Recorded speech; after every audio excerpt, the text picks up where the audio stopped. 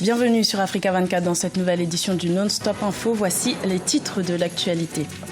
Division autour du projet de réforme constitutionnelle dans le secteur de la justice au Bénin. Ces modifications suscitent des réactions controversées dans le rang des magistrats. Fin de la tournée d'État du président de la Guinée équatoriale. Pendant près de 2 mois, le chef de l'État a exposé sa nouvelle politique de développement pour le pays. Rencontre avec la comédienne sénégalaise Awa Sensar. L'interprète de Karaba la sorcière dans la série animée Kirikou est revenue sur son parcours lors d'un festival au Congo-Brazzaville. Mais tout d'abord, les 255 députés ivoiriens font leur rentrée ce lundi 3 avril. La première Assemblée nationale de la 3e République se réunira à Abidjan. 6 groupes parlementaires siégeront sous l'autorité du président de l'Assemblée nationale, Guillaume Soro. Notons que les députés des 2 plus importants partis de la coalition présidentielle ont refusé de s'unir sous la bannière du RHDP qui n'existera plus.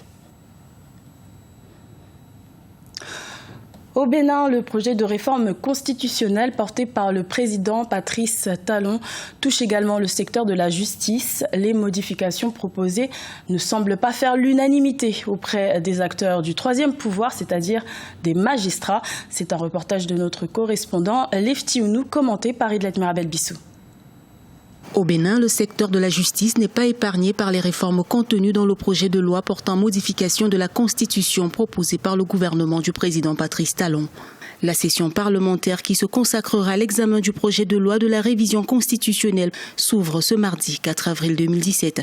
Certaines réformes touchent directement le fonctionnement de la justice. C'est le cas de la réforme relative à l'inamovibilité des magistrats et à l'organisation du Conseil supérieur de la magistrature.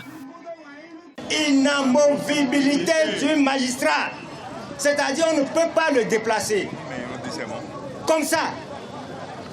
Aujourd'hui, on dit après 3 ans, qu'il veuille ou pas, on va le déplacer avec la force. Ça veut dire quoi? La justice n'existe plus.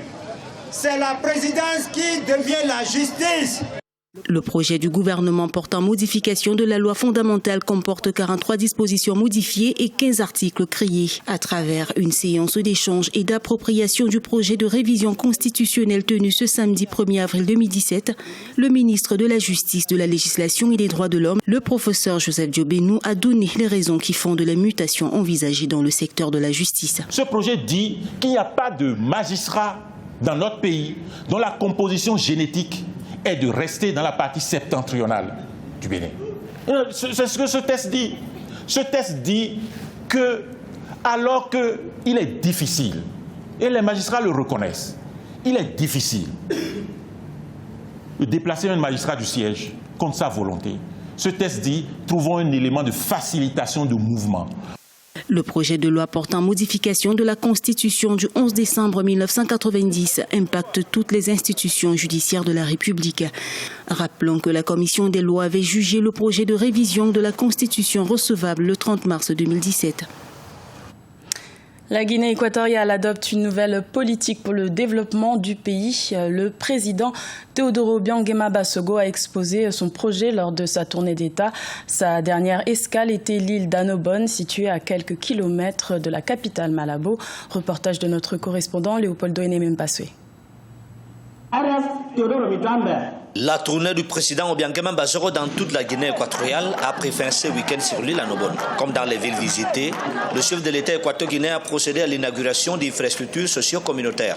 Comme promis par Teodoro Obiang lors de sa dernière tournée républicaine en 2015, à Annobon a été construit un hôpital provincial, un centre professionnel et une école d'une capacité de 500 étudiants.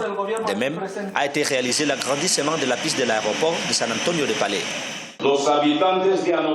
Les habitants d'Annobon sont très contents de voir la transformation de leur île avec les infrastructures que le gouvernement initie dans notre région.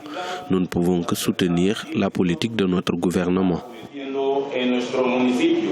D'une superficie de 19 km², Annobon est une île enclavée qui aspire à devenir une ville touristique. La tournée républicaine, selon le président équato-guinéen, a été une occasion d'échanger avec les populations locales sur les nouvelles politiques du gouvernement adaptées à la réalité du pays. Vamos a hacer todo lo posible para Nous ferons tout le nécessaire pour moderniser l'île d'Annobon.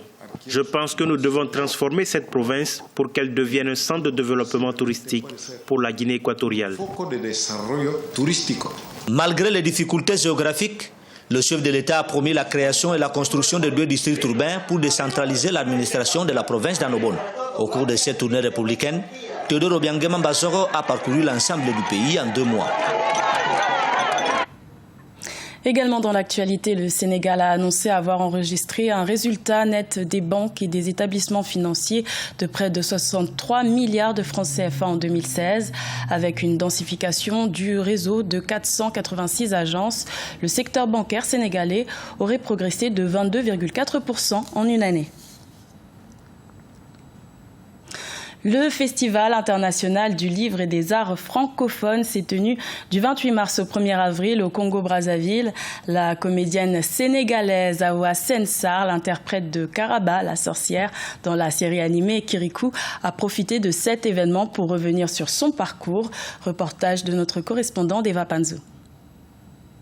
Elle rêvait de devenir avocate jusqu'au jour où elle a laissé tomber ses études de droit pour passer un concours de comédie à l'Institut des Arts de Dakar. Awa Sensar est une comédienne sénégalaise qui a grandi à Pikine, un quartier de la capitale. Elle a profité du Festival international du livre des arts francophones pour partager son expérience avec le public de l'Institut français du Congo. C'est une rencontre avec Michel Oslo qui m'a fait ce magnifique cadeau de me confier le rôle de Karaba.